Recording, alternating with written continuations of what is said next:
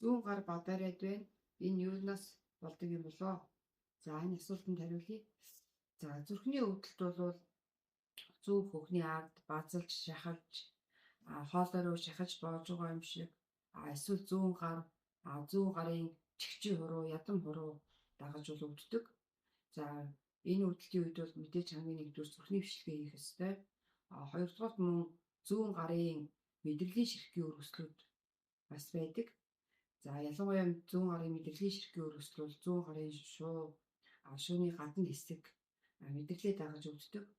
Мөн бол гарын хөдөлгөөн ихтэй ажил хийдэг, гүнд юм их өргөдөг хүмүүст бол мөрний үеийн өргөслүүд маш их явж байна. За мөрний үеийн өргөслийг бол мөрний үеийн ямраагаар бол уншилдаг. Ялангуяа мөрний үеэр өвдөөд тэгээ тэр өвдөлтөд дагаад зүрх энэ талдаа байрлаж байгаа болохоор бас зүрхний хүчнүүдтэй андуурдаг.